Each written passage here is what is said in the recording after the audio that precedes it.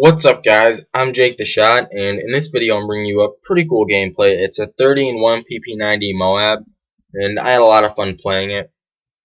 It was a pretty nice game. In the beginning it's a little slow paced, but it picks up at the end, and I take my first death right off the bat there, my first and only death. But anyway, so my class setup for this video is the PP90 Rapid Fire Suppressed.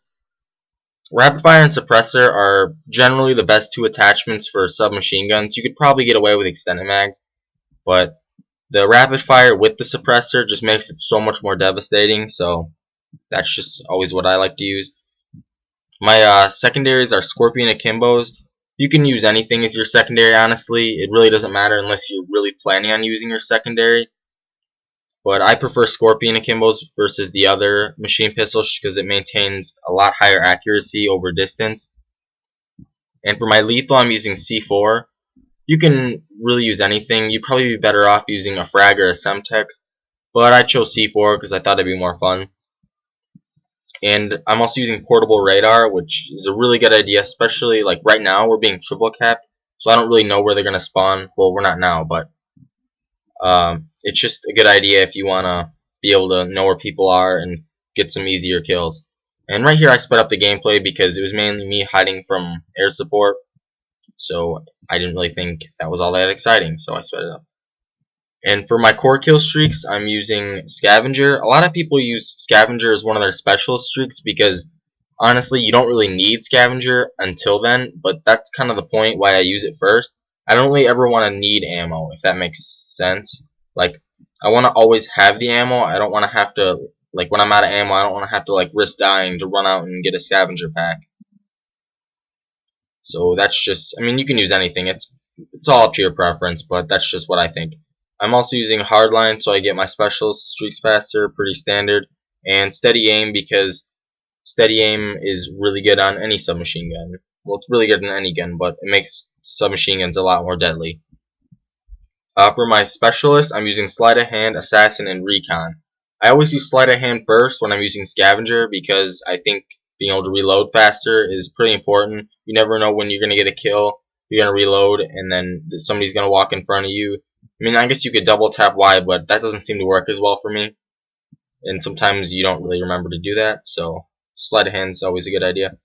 Assassin's important, obviously, to stay off the radar, because if you're on the radar, you're probably not going to get a Moab. And I'm using Recon for my third one. Your third specialist perk really doesn't make that much of a difference. You'd probably be better off using, like, I don't know, Dead Silence Pro or Sitrep Pro so you can sound horror, but I just chose Recon just for this game. And some general tips for getting a Moab. One, you really want to think about the type of weapon you're using. I would always suggest an assault rifle or a submachine gun.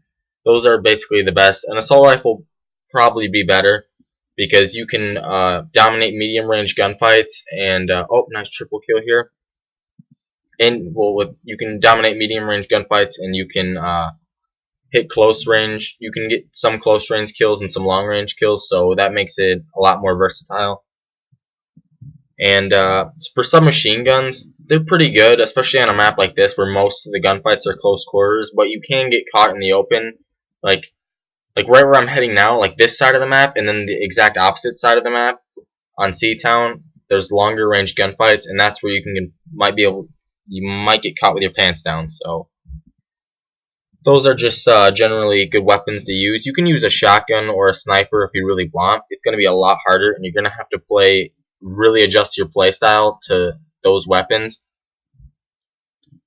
And another tip I always give is always use a silencer, because staying off the radar is the most important thing for getting them on. Because if the other team sees a dot near their spawn, they're all going to go for it, and eventually you'll just get overwhelmed and you'll probably die. Unless you're a really good player, because I know some really good players can sort of use not using a silencer to their advantage, if that makes sense.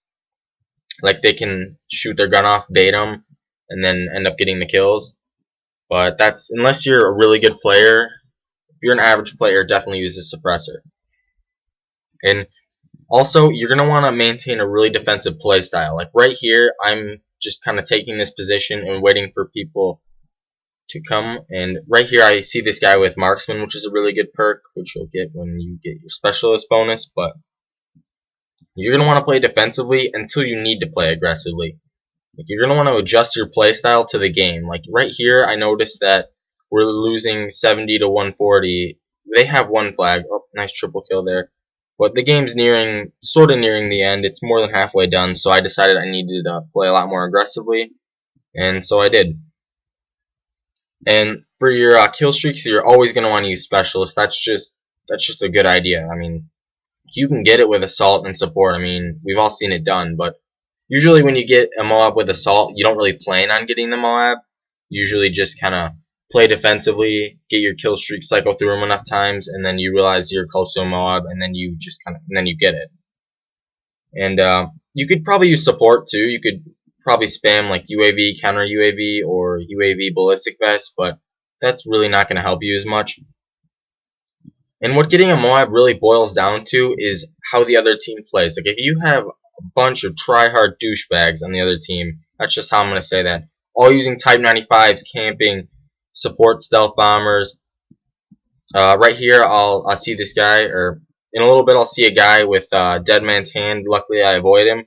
But if you have a lot of those kind of players, it's going to make it really, really difficult to get a Moab, because I mean, that's just it. Like, you think, oh, well, I'll just try and avoid that kind of stuff, but it'll always come and get you. It just happens. Like, we've all been on 17 plus kill streaks, and we get killed by a stealth bomber or something like that. So really, it's more about finding like the ideal game than just doing really well. Like right here, you see this guy. I kill this guy and he drops down, and I could have ran over there because he might have been in final stand, and I could have lost that kill to somebody. I would have gotten the assist, which actually wouldn't have been that big a deal because I'm using hardline. But like stuff like that will kill you, and so really you need to try and avoid all that.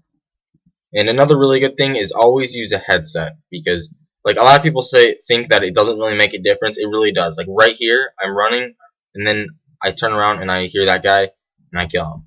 Like when you get your Dead Silence Pro and your Sed Rep Pro, that just makes it so easy to be able to hear people.